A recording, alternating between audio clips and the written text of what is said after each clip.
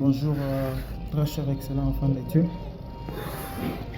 Je vous salue dans le nom glorieux puissant de notre Seigneur et Sauveur Jésus.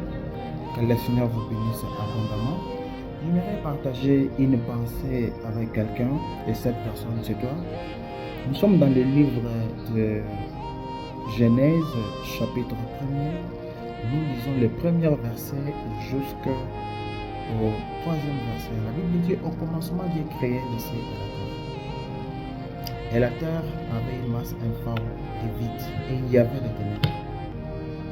Excellent enfant de Dieu, ça doit être une prophétie pour quelqu'un, ça doit être une révélation pour quelqu'un, parce que pendant ce temps, il y a quelqu'un dont dans sa vie, c'est comme une masse informe et vide. Et il y a certains autres, dans leur vie, c'est comme s'il y a du ténèbres. Alors, ce que je voulais partager avec toi, une pensée que Dieu m'a mis au cœur, est que peu importe les ténèbres que tu peux remarquer dans ta vie, je ne sais pas dans quel domaine, peu importe la masse informe de vie, ne sois pas impressionné pour ça. Alors la bonne nouvelle est que tu peux parler. Tu peux parler.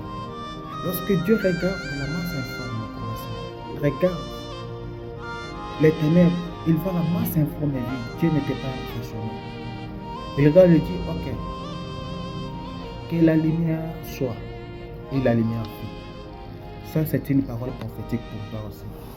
Peu importe la masse informe et vide, peu importe la situation que tu es en train de traverser, peu importe les ténèbres que tu vois sur ta destinée, je ne sais pas dans quel domaine, mariage, travail, santé, je ne sais pas dans quel domaine tu sens que rien ne marche, c'est vraiment compliqué. Alors que cette situation ne pousse pas te pousser à pleurer. 1 Samuel chapitre 30, le verset 1er, sous nous lisons jusqu'au 21 verset, on nous parle de l'histoire des Amalécites avec David. Ils ont volé les choses de David, ils ont pris la femme de David, les enfants et tout ce qu'il faut. Ils ont brûlé des maisons. Et lorsque David est arrivé, il a commencé à pleurer. En pleurant, il n'y a pas la solution. En pleurant, il n'y a point la solution. Mais au 8e verset, lorsque David a consulté Dieu, Dieu l'a montré la voie. Donc je viens te dire aussi que pendant ce temps, je sais que tu as un problème. Mais le problème que tu as là, tu peux juste consulter Dieu. Consulte Dieu seulement. Tu peux parler à Dieu, consulte Dieu, il va te montrer le chemin. Peu importe ton problème, ne pleure pas, ne te lamente plus. Ne parle même pas aux gens, mais consulte Dieu, il te montrera le chemin. Un raccourci que tu vas juste sortir, tu vois tout marche.